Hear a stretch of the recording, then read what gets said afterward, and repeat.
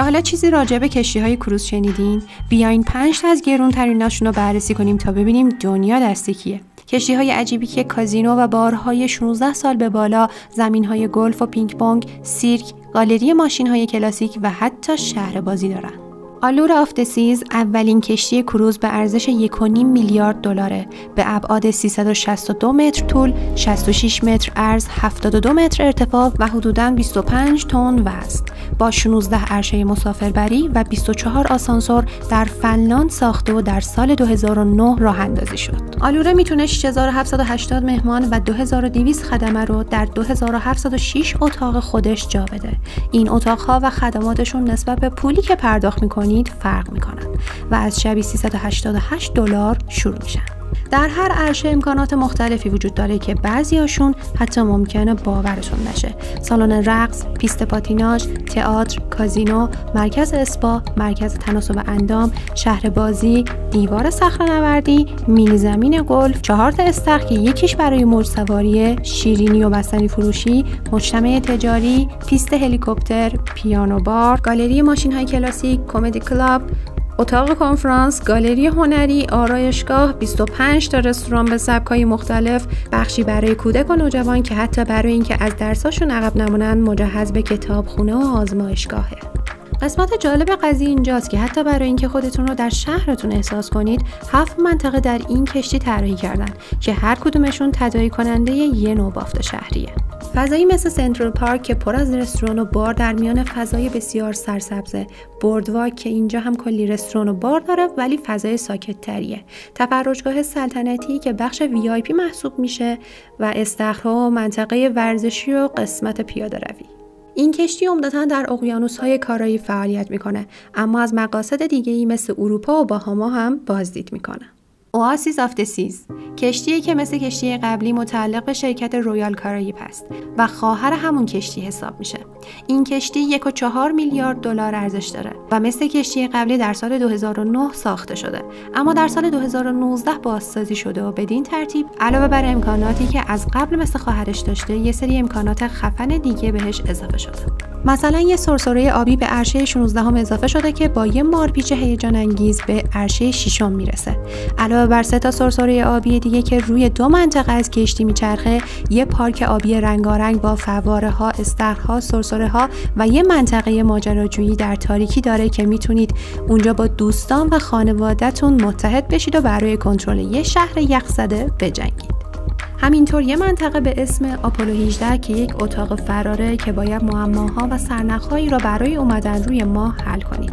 سالن کاراوکه که اونجا میتونید آهنگ‌های مورد علاقتون رو روی صحنه یا یه اتاق خصوصی بخونید. حتی این کشتی مجهز به زمین بسکتبال و والیبال و تنیس هم شده. خلاصه امکانات به حدیه که بعید میدونم مسافرای این کشتی چیزی از گذر زمان متوجه بشن. این کشتی با 2196 خدمه همزمان میتونه پذیرای 6780 مهمان باشه و قیمت اقامت در اون از شبی 147 دلار تا 648 دلار برای هر اتاق متفاوته. هارمونی آف د سیز که یکی دیگه از کشتی‌های تفریحی رویال کارائیبه و سومین کشتی کروز گرون دنیاست. قیمت این کشتی چیزی حدود 1.35 میلیارد دلار تخمین زده میشه که ظرفیت اون 6780 مسافر با 2100 خدم است و قیمت‌ها از شبی 153 دلار تا 425 دلار برای هر نفر محاسبه میشه. این کشتی 18 عرشه، 24 رستوران، 123 استخر و گرداب، 3 سرسره آبی پیچیده که روی منطقه سنترال پارک و یه سرسره که 2 تا عرشه رو میتونین با اون طی کنید داره.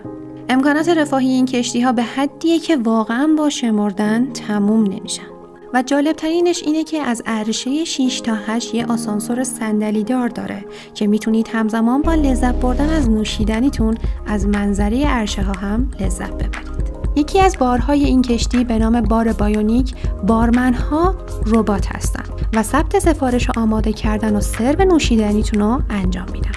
همینطور یه رستوران به نام سرزمین عجایب داره که خیلی خلاقانه است و کلی تجربه های عجیب میتونه به شما بده. سیمفونی آف د سیز از سال 2018 تا 2022 بزرگترین کشتی جهان بود. ارزش اون معادل 1.35 میلیارد دلاره و حالا در جایگاه 4م گرانترین کشتی‌های جهان قرار میگیره. به لحاظ ظاهر و امکانات بسیار شبیه به اواسیس دومین کشتی است. از سرسره‌های خفنش گرفته تا رستوران‌های جذاب و منطقه سنترال پارک که 12,000 گیاه و درخت داره و منظره بی‌نظیری برای لذت بردن در حین خوردن قهوه و غذا فراهم می‌کنه.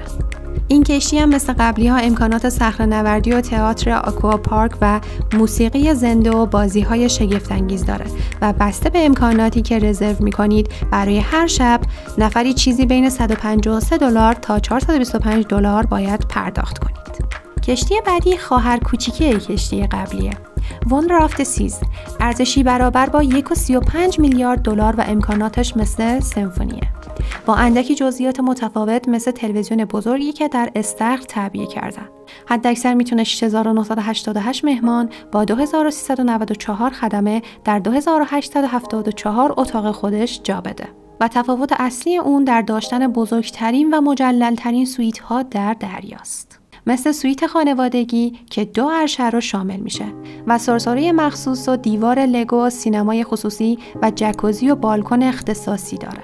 این کشتی مثل سمفونی با داشتن رستوران‌ها و بارها و مجموعه چشمگیری از سرگرمی‌ها برای همه سنین و سلیقه‌ها و به خصوص سرسره‌های بزرگ نمونه‌ای از شگفت‌انگیزترین کشتی‌های دنیاست.